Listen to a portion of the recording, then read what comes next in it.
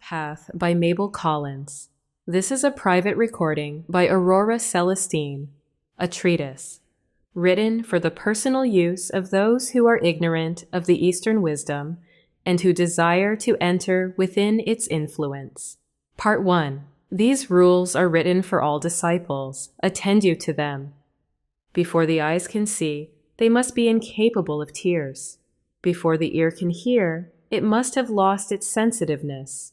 Before the voice can speak in the presence of the masters, it must have lost the power to wound. Before the soul can stand in the presence of the masters, its feet must be washed in the blood of the heart. Kill out ambition. Kill out desire of life. Kill out desire of comfort. Work as those work who are ambitious. Respect life as those do who desire it. Be happy as those are who live for happiness. Seek in the heart the source of evil and expunge it. It lives fruitfully in the heart of the devoted disciple, as well as in the heart of the man of desire. Only the strong can kill it out. The weak must wait for its growth, its fruition, its death. And it is a plant that lives and increases throughout the ages. It flowers when the man has accumulated unto himself innumerable existences. He who will enter upon the path of power must tear this thing out of his heart. And then the heart will bleed, and the whole life of the man seem to be utterly dissolved. This ordeal must be endured. It may come at the first step of the perilous ladder which leads to the path of life. It may not come until the last. But, O disciple, remember that it has to be endured, and fasten the energies of your soul upon the task. Live neither in the present nor the future, but in the eternal. This giant weed cannot flower there. This blot upon existence is wiped out by the very atmosphere of eternal thought. Kill out all sense of separateness. Kill out desire for sensation. Kill out the hunger for growth. Yet stand alone and isolated, because nothing that is embodied, nothing that is conscious of separation, nothing that is out of the eternal can aid you. Learn from sensation and observe it, because only so can you commence the science of self-knowledge and plant your foot on the first step of the ladder. Grow as the flower grows, unconsciously but eagerly anxious to open its soul to the air. So must you press forward to open your soul to the eternal. But it must be the eternal that draws forth your strength and beauty, not desire of growth. For in the one case you develop in the luxuriance of purity, in the other you harden by the forcible, passion for personal stature. Desire only that which is within you. Desire only that which is beyond you. Desire only that which is unattainable. For within you is the light of the world, the only light that can be shed upon the path. If you are unable to perceive it within you, it is useless to look for it elsewhere. It is beyond you, because when you reach it, you have lost yourself. It is unattainable because it forever recedes. You will enter the light, but you will never touch the flame. Desire power ardently. Desire peace fervently. Desire possessions above all, but those possessions must belong to the pure soul only, and be possessed therefore by all pure souls equally, and thus be the especial property of the whole only when united. Hunger for such possessions as can be held by the pure soul, that you may accumulate wealth for that united spirit of life, which is your only true self.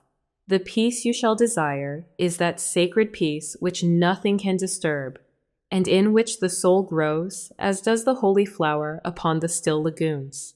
And that power which the disciple shall covet is that which shall make him appeal as nothing in the eyes of men. Seek out the way. Seek the way by retreating within. Seek the way by advancing boldly without. Eke it not by any one road. To each temperament there is one road which seems the most desirable. But the way is not found by devotion alone, by religious contemplation alone, by ardent progress, by self-sacrificing labor, by studious observation of life. None alone can take the disciple more than one step onward. All steps are necessary to make up the ladder. The vices of men become steps in the ladder, one by one, as they are surmounted. The virtues of man are steps indeed, necessary, not by any means to be dispensed with. Yet, though they create a fair atmosphere and a happy future, they are useless if they stand alone. The whole nature of man must be used wisely by the one who desires to enter the way. Each man is to himself absolutely the way, the truth, and the life, but he is only so when he grasps his whole individuality firmly, and by the force of his awakened spiritual will, recognizes this individuality as not himself, but that thing which he has, with pain, created for his own use, and by means of which he purposes, as his growth slowly develops his intelligence, to reach to the life beyond individuality. When he knows that for this his wonderful, complex, separated life exists, then indeed, and then only, he is upon the way. Seek it by plunging into the mysterious and glorious depths of your own inmost being. Seek it by testing all experience, by utilizing the senses in order to understand the growth and meaning of individuality, and the beauty and obscurity of those other divine fragments which are struggling side by side with you and form the race to which you belong. Seek it by study of the laws of being, the laws of nature, the laws of the supernatural, and seek it by making the profound obeisance of the soul to the dim star that burns within. Steadily, as you watch and worship, its light will grow stronger. Then you may know you have found the beginning of the way. And when you have found the end, its light will suddenly become the infinite light. Look for the flower, to bloom in the silence that follows the storm, not till then. It shall grow, it will shoot up, it will make branches and leaves and form buds, while the storm continues, while the battle lasts. But not till the whole personality of the man is dissolved and melted. Not until it is held by the divine fragment which has created it, as a mere subject for a grave experiment and experience. Not until the whole nature has yielded and become subject unto its higher self, can the bloom open. Then will come a calm, such as comes in a tropical country after the heavy rain, when nature works so swiftly that one may see her action. Such a calm will come to the harassed spirit, and in the deep silence, the mysterious event will occur which will prove that the way has been found. Call it by what name you will. It is a voice that speaks where there is none to speak. It is a messenger that comes, a messenger without form or substance. Or it is the flower of the soul that has opened. It cannot be described by any metaphor, but it can be felt after, looked for, and desired. Even amid the raging of the storm, the silence may last a moment of time, or it may last 1,000 years. But it will end. Yet you will carry its strength with you. Again and again, the battle must be fought and won. It is only for an interval that nature can be still. These written above are the first of the rules, which are written on the walls of the Hall of Learning. Those that ask shall have.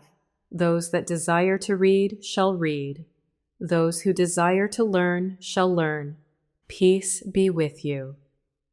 Out of the silence that is peace, a resonant voice shall arise, and this voice will say, "It is not well. Thou hast reaped, now thou must sow." And knowing this voice to be the silence itself, thou wilt obey.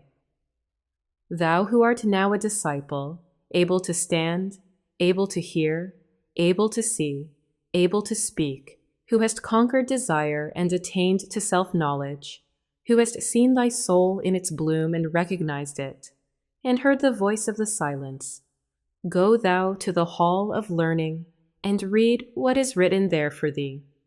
Stand aside in the coming battle, and though thou fightest, be not thou the warrior. Look for the warrior and let him fight in thee. Take his orders for battle and obey them. Obey him not as though he were a general, but as though he were thyself, and his spoken words were the utterance of thy secret desires. For he is thyself, yet infinitely wiser and stronger than thyself. Look for him, else in the fever and hurry of the fight thou mayest pass him, and he will not know thee unless thou knowest him. If thy cry meet his listening ear, then will he fight in thee and fill the dull void within. And if this is so, then canst thou go through the fight, cool and unwearied, standing aside and letting him battle for thee. Then it will be impossible for thee to strike one blow amiss. But if thou look not for him, if thou pass him by, then there is no safeguard for thee. Thy brain will reel, thy heart grows uncertain, and in the dust of the battlefield thy sight and senses will fail, and thou wilt not know thy friends from thy enemies. He is thyself, yet thou art but finite and liable to error. He is eternal and is sure. He is eternal truth. When once he has entered thee and become thy warrior, he will never utterly desert thee, and at the day of the great peace he will become one with thee. Listen to the song of life. Store in your memory the melody you hear. Learn from it the lesson of harmony. You can stand upright now, firm as a rock amid the turmoil, obeying the warrior who is thyself and thy king, unconcerned in the battle save to do his bidding, having no longer any care as to the result of the battle. For one thing only is important, that the warrior shall win, and you know he is incapable of defeat.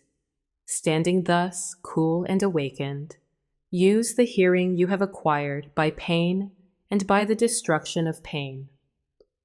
Only fragments of the great song come to your ears while yet you are but man. But if you listen to it, remember it faithfully, so that none which has reached you is lost, and endeavor to learn from it the meaning of the mystery which surrounds you. In time you will need no teacher. For as the individual has voice, so has that in which the individual exists. Life itself has speech and is never silent, and its utterance is not, as you that are deaf may suppose, a cry. It is a song. Learn from it that you are part of the harmony. Learn from it to obey the laws of the harmony. Regard earnestly all the life that surrounds you. Learn to look intelligently into the hearts of men. Regard most earnestly your own heart. For through your own heart comes the one light which can illuminate life and make it clear to your eyes. Study the hearts of men, that you may know what is that world in which you live and of which you will to be a part. Regard the constantly changing and moving life which surrounds you, for it is formed by the hearts of men. And as you learn to understand their constitution and meaning, you will by degrees be able to read the larger word of life. Speech comes only with knowledge. Attain to knowledge and you will attain to speech. Having obtained the use of the inner senses, having conquered the desires of the outer senses, having conquered the desires of the individual soul, and having obtained knowledge, prepare now, O disciple, to enter upon the way in reality. The path is found. Make yourself ready to tread it. Inquire of the earth, the air, and the water, of the secrets they hold for you. The development of your inner senses will enable you to do this. Inquire of the holy ones of the earth, of the secrets they hold for you. The conquering of the desires of the outer senses will give you the right to do this. Inquire of the inmost, the one of its final secret, which it holds for you through the ages. The great and difficult victory, the conquering of the desires of the individual soul, is a work of ages. Therefore, expect not to obtain its reward until ages of experience have been accumulated. When the time of learning this 17th rule is reached, man is on the threshold of becoming more than man. The knowledge which is now yours is only yours, because your soul has become one with all pure souls and with the inmost. It is a trust vested in you by the Most High. Betray it, misuse your knowledge, or neglect it, and it is possible even now for you to fall from the high estate you have attained. Great ones fall back, even from the threshold, unable to sustain the weight of their responsibility, unable to pass on. Therefore, look forward always with awe and trembling to this moment, and be prepared for the battle. It is written that for him who is on the threshold of divinity, no law can be framed, no guide can exist. Yet to enlighten the disciple, the final struggle may be thus expressed. Hold fast to that which has neither substance nor existence. Listen only to the voice which is soundless. Look only on that which is invisible alike to the inner and the outer sense. Peace be with you.